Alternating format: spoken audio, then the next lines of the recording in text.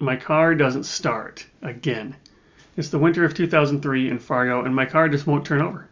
And this is bad because I need to get to work because I'm already running late. And if I don't get to work, I don't get paid. And if I don't get paid, I can't fix my car. But without my car, I can't get to work. I'm caught in this very ugly, very vicious cycle. What I need is a reliable car, some reliable transportation. But I got this old crummy car that doesn't start. Friends of mine, they always seem to get new trucks. They always seem to get new cars, fancy ones. I get a little bit envious, but I don't know how they afford those cars. Now, the furthest that I've been from home in a long while is Minneapolis. This is just 4 miles away from Fargo. It's a weekend trip. I don't get to take a lot of vacations.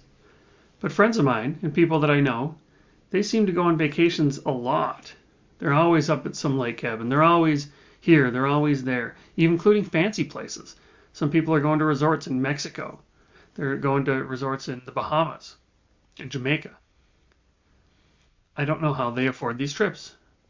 My apartment is nice, but it's really old, and it's not really in the best neighborhood. For those reasons, that's how I can technically afford it, quote unquote. But even still, that's kind of a stretch, if I can afford my rent all the time. Friends of mine, though, they live in newer parts of town, fancier brand new apartments. They've got gyms, they've got underground heated parking lots, they've got big decks, they're overlooking golf courses. I don't know how they afford that rent. So now, looking back, it turns out that most of these people couldn't afford that stuff. I didn't know that.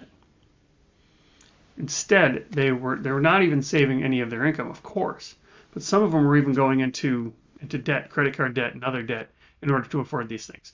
I just simply couldn't see what was under the hood, and I couldn't know what was under the hood. The only thing I knew was my perspective, and my perspective was that I was financially stressed. We all experience financial stress. You are not alone. Find out more right after this.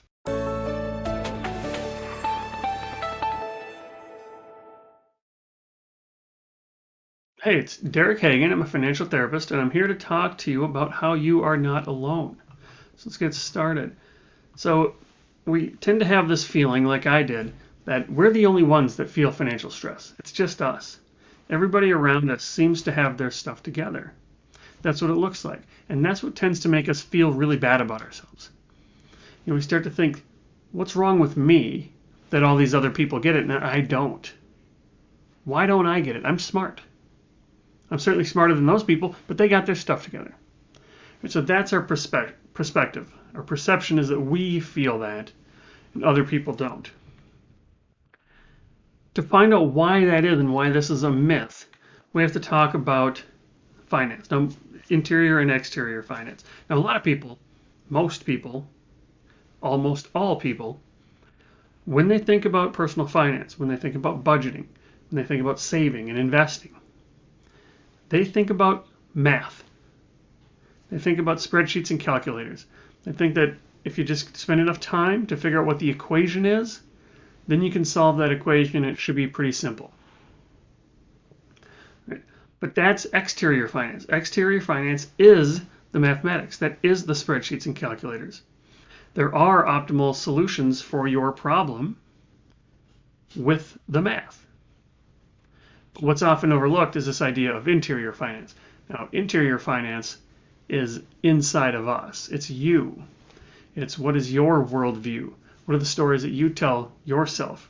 What did you believe about money when growing up? How was money in your family system when you were growing up?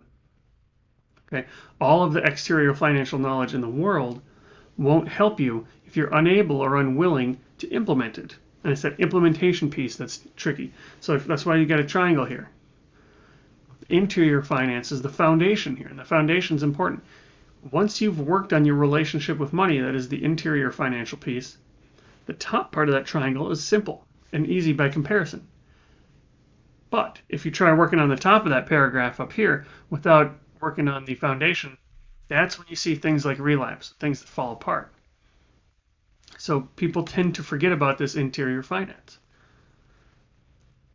And it's very difficult for us because money doesn't exist in nature.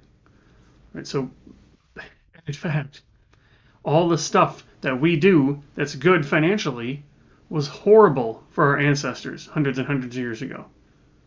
And so the skills that were passed down to us were not money skills. There's a big gap between these two circles. And that's why it's hard. And so if you think about our ancestors living in tribes, if they hoarded their stuff, they were kicked out of the tribe. And if they were kicked out of the tribe, that meant death.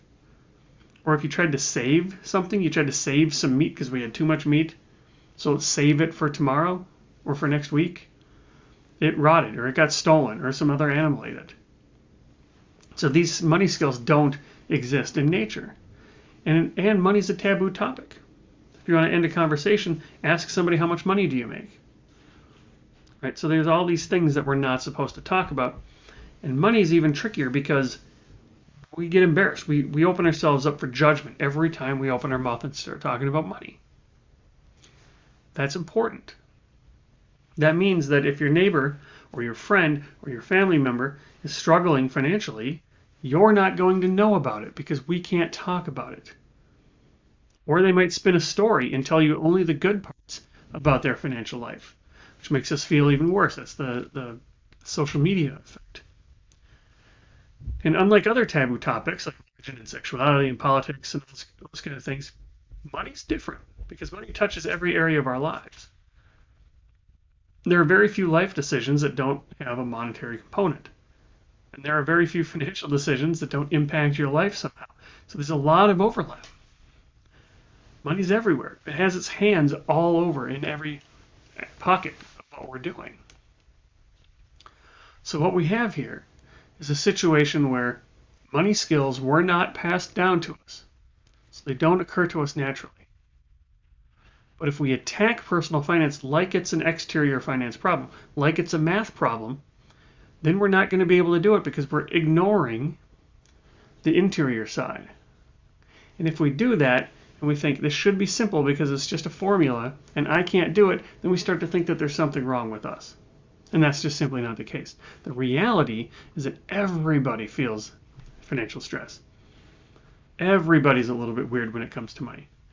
And when you know that, you get to take a deep breath and say, I'm not alone, because you're not alone. I'll say that again. You are not alone. Don't let the thought that you're the only one that doesn't get it keep you from moving forward.